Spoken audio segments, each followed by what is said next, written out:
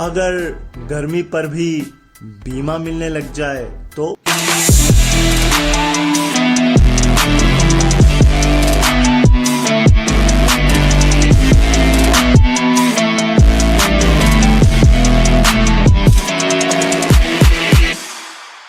हाय नमस्कार, मैं हूं अनोखा अंकित और आप सुन रहे हैं द अनोखा शो।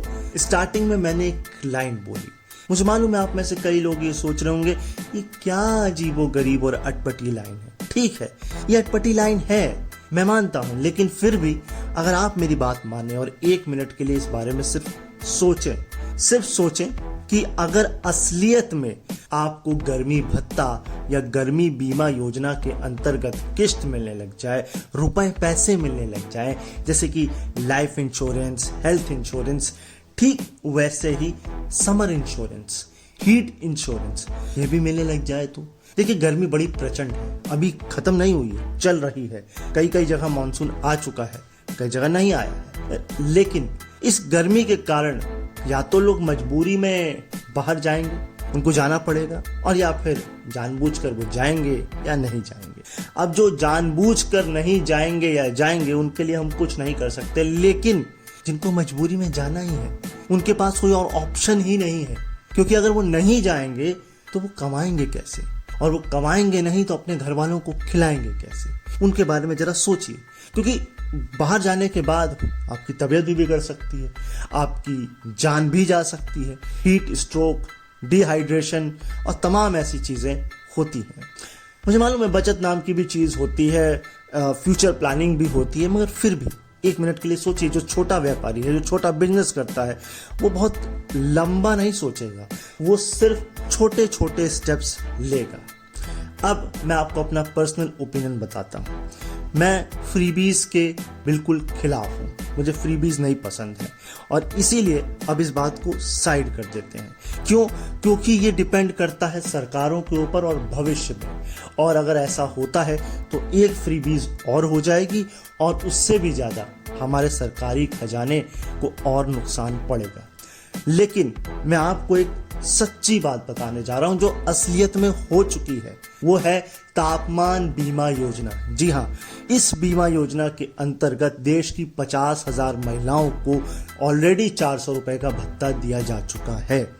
ये योजना गुजरात, महाराष्ट्र और राजस्थान में शुरू हो चुकी है, और ये वो 50,000 महिलाएं हैं देश की जो खुद का अपना रोजगार करती हैं और गर्मी के कारण जिन्हें नुकसान उठाना पड़ा है।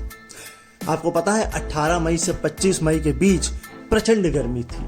देश के कई राज्यों और शहरों में तापमान 40 डिग्री से ऊपर था, और इसी को ध्यान में रखते हुए एक अंतर्राष्ट्रीय समाज सेवी संस्था है क्लाइमेट रिजिलियंट फॉर ऑल, जिसने भारत की एक संस्था जो महिलाओं के लिए काम करती है, सेल्फ एम्प्लॉयड वुमेन एसोसिएशन के साथ मिलकर इसकी शुरुआत की है। अब तक 3 करोड़ रुपए इस बीमा योजना के अंतर्गत दिए जा चुके हैं। आपके लिए 2 रिपोर्ट्स को जानना बेहद जरूरी है। पहली जो रिपोर्ट है वो एक गैर लाभकारी संस्था द्वारा बनाई गई रिपोर्ट है जिसका नाम है कार्बन मेजर्स, और दूसरी रिपोर्ट रॉयटर्स ने जारी करी है। इन दोनों रिपोर्ट्स में एक ही बात कही गई है कि साल 2016 के बाद से लेकर अब तक कुल कार्बन डाइऑक्साइड के उत्सर्जन के लिए केवल 57 उत्पाद जिम्मेदार हैं, और इन 57 उत्पादों का ज्यादातर हिस्सा जीवाश्म ईंधन या सीमेंट उत्पाद से जुड़ा हुआ है। और ये रिपोर्ट ये भी बताती है कि कुल कार्बन डाइऑक्साइड के उत्सर्जन के लिए ये 57 उत्पाद 80% जिम्मेदार है, यानी कि 80% इनकी उसमें इन्वॉल्वमेंट है।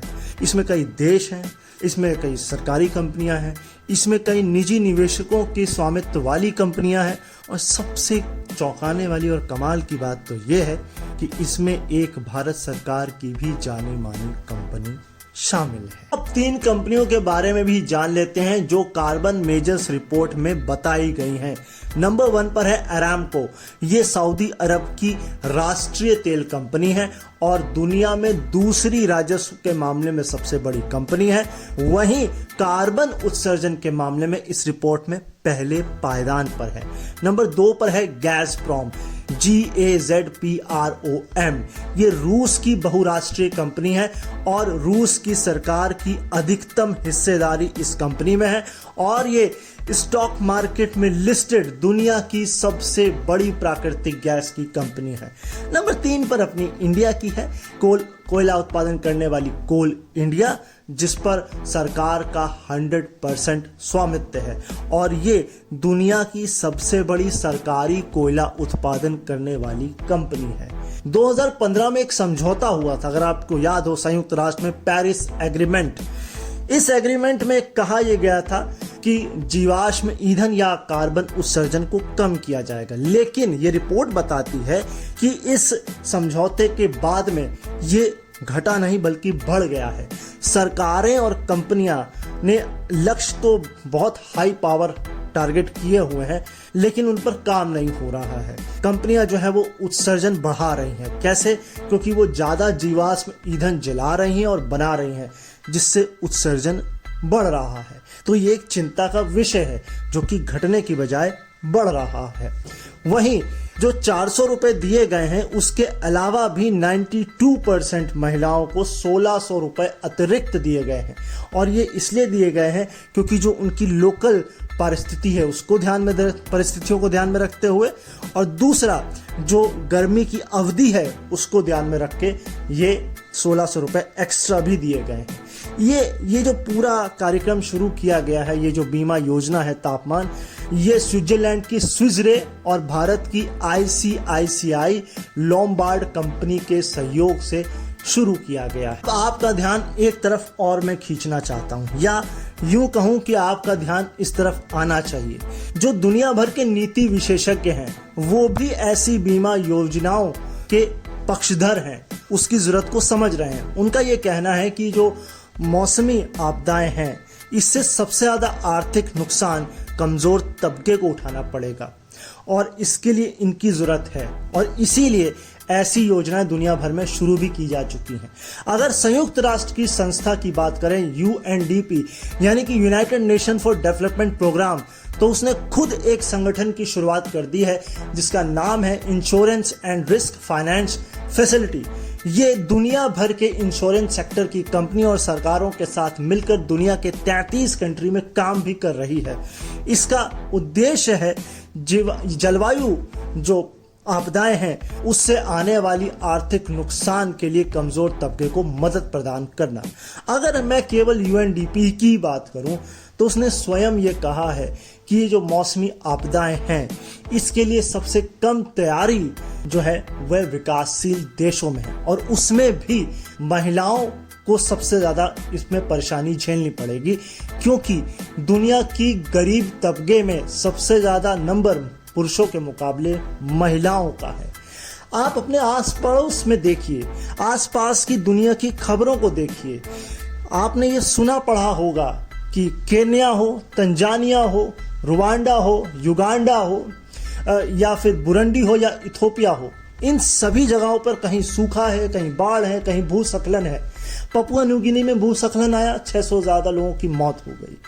केन्या में बाढ़ आई, 100 से ज्यादा 120 लोग मर गए। तंजानिया में भूस्खलन और बाढ़ आया, 155 लोग मर गए।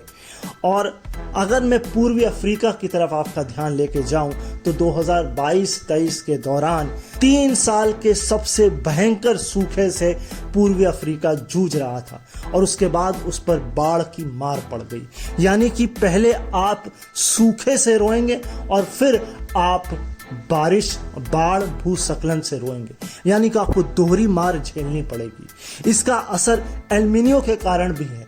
एल्निनो ने अप्रत्याशित तरीके से गर्मी को बढ़ा दिया है और इस गर्मी के कारण दुनिया में कहीं सूखा है तो कहीं भीषण बारिश हो रही है। आप अपने आसपास ध्यान रखिए, अपना ध्यान रखिए, अपने मौसम का ध्यान रखिए। एक करेक्शन कर देता हूं, पूर्वी अफ्रीका का साल 22 से 23 नहीं बल्कि 2020 से 23 था।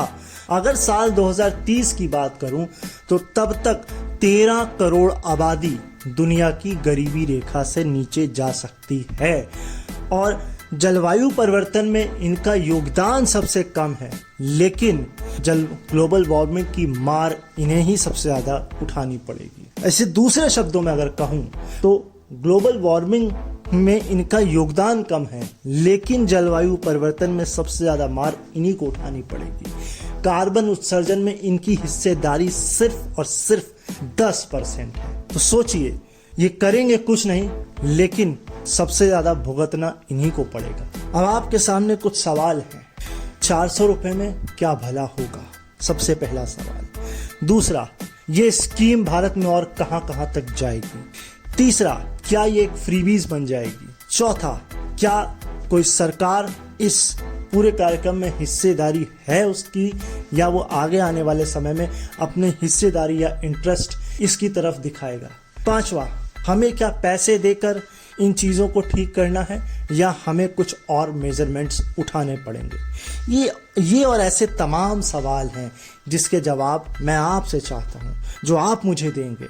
मैं सिर्फ आपसे यही कहना चाहूँगा, ऐसे टॉपिक्स जो आपको कुछ समझने पर मजबूर करें, कुछ करने पर मजबूर करें और आपके प्रॉस्पेक्ट्स को थोड़ा ब्रॉड करें, ऐसे टॉपिक मैं हिम्मत जुटाकर आपके लिए लाता रहूँगा। शर्त बस इतनी है कि आपको इसे सुनना है और मुझे सपोर्ट करना है। सपोर्ट करने के लिए आप अगर इसे स्पॉटिफाई पर सुन रहे हैं तो रेटिंग दीजिए, फॉलो कर लीजिए, शेयर करिए, लाइक करिए और मेरे को दूसरे प्लेटफॉर्म्स पर यानी कि इंस्टाग्राम पर डीएम करके अपनी बधाइयाँ, शिकायतें, टॉपिक्स दे सकते हैं। मैं आपसे मुलाकात करूंगा इसी वादे के साथ कि अपना ख्याल रखिए, मुझे अपने दिलों में याद रखिए। फिर किसी दिन आपसे मुलाकात होगी आपके इस पॉडकास्ट द अनोखा शो के किसी और टॉपिक के साथ। तब तक के लिए नमस्कार।